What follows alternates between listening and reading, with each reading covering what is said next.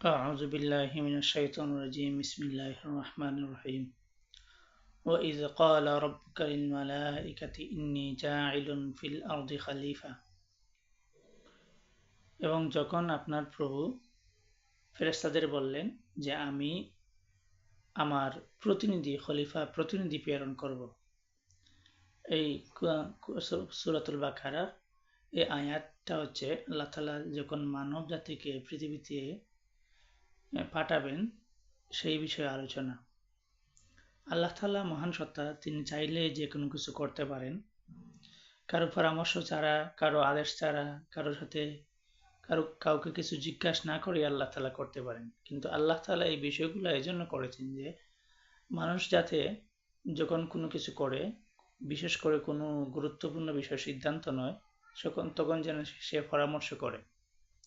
তো আল্লাহ তাআলা তিনি মানুষ সৃষ্টি করবেন, তারপরেও তিনি আগেই ফেরেশতাদের মতামত জানতে চাইলেন। ফেরেশতারা বললেন, হে আল্লাহ, আমরা তো আপনার ইবাদত করি, আমরা আপনার রুকু করি, সেজদা করি, আপনার কথা মতো চলি। আপনি যদি মানুষ সৃষ্টি করেন তাহলে তারা ভুল করবে, তারা ফিতনা ফাসাদ করবে।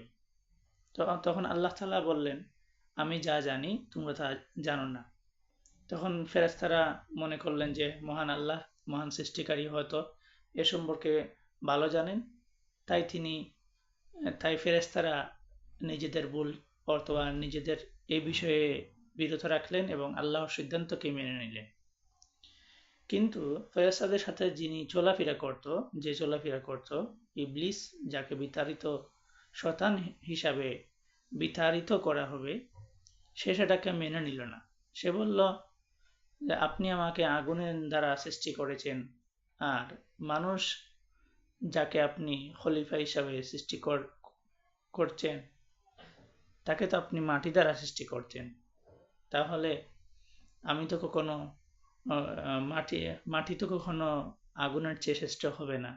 তখন এই আলোচনা তখন আসছিল যখন আল্লাহ তাআলা মানুষ সৃষ্টির পর মানুষের প্রথম যিনি আদম, তাকে সেজদার জন্য বলেছিলেন সবাই আল্লাহ তাআলার।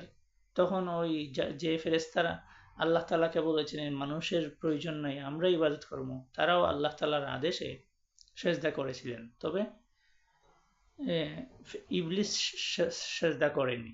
সে এটা বলেছিল যে আমি তো মানুষের চেয়ে বড়, মানুষের অবস্থানের চেয়ে, মানুষের ক্ষমতার চেয়ে আমার ক্ষমতা বড়।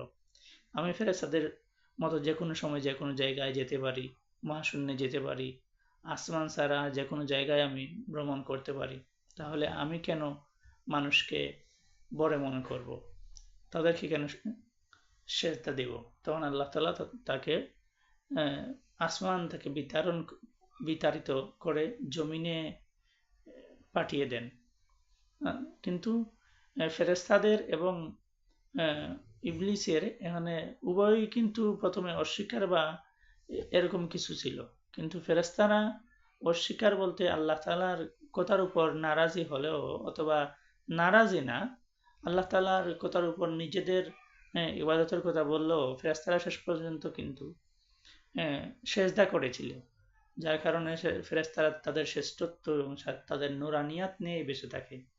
কিন্তু ইবলিস যখন আউযুবিল্লাহি মিনাশ শাইতানির রাজিম কাষ্ঠখণ্ডে দেখার পর 1000 বছর সেজদা দিল, কিন্তু যখন তাকে সেই বিতাড়িত শয়তান হওয়া থেকে বলা হলো যে তুমি এরকম হইও না, তখন কিন্তু সে মানুষকে সেজদা না করে আল্লাহ তাআলার অবাধ্যতা করেছিল।